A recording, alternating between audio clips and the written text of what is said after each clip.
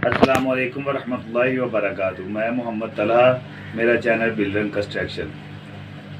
असी अज सीढ़ी के स्टैप चढ़ाउण लगे हाँ। अगे तुहानूं दस्सिया सी असी पिछली वीडियो भी स्टैप चढ़ावांगे तो तुहानूं दस्सांगे। साडा लैंटर भी भर गया सीगा, स्लैब भी साडी भर गई सी। अज असी लगे हाँ स्टैप चढ़ाउण।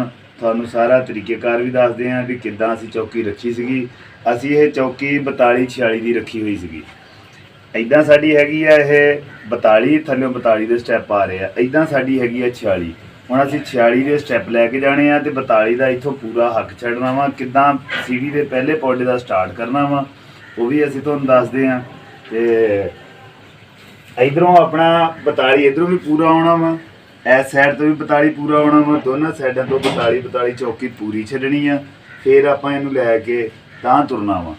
ते आजो हुण आपां काम स्टार्ट करिए ते तुहानूं दिखाउने। लो जी, आ आपां 42 पूरी छड्ड ली, इधरों भी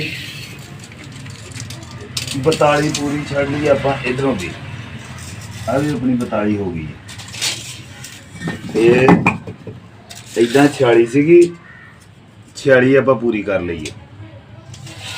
हुण पहला स्टैप अपना तुरन लगा वा, ये तुहानूं असीं दिखाने मुकम्मल। इनू लैवल च रखना वा, इट्टां नूं ऐस लैवल च कर लीए, बिल्कुल लैवल च लैके जाना सारा स्टैप। यदि इधरों साल करनी है वो भी फिर बाद तुहानूं दस दें।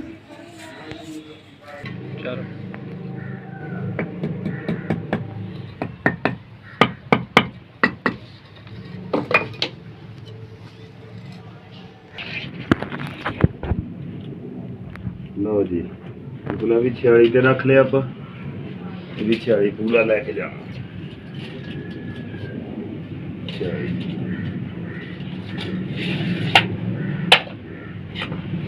यदि आप साल भी करनी है तो इधरले पास साल ही जाने स्टेप।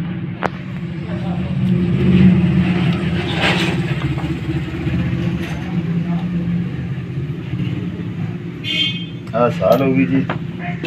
ते उत्तों फिर आप लैवल चेक कर लिया, लैवल भी अपना पूरा पिया वा। हुण इनू आपां वजन पूरा करना।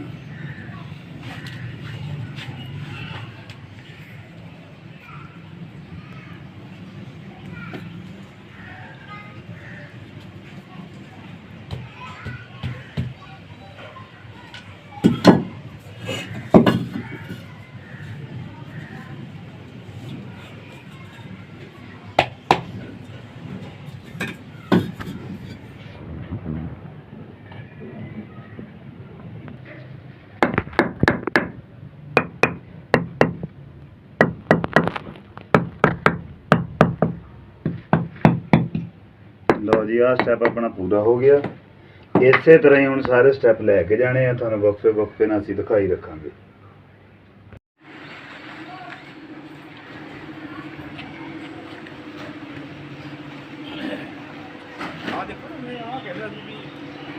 थल्ले घुट होई है, इदा ही उपरों भी घुट्टी।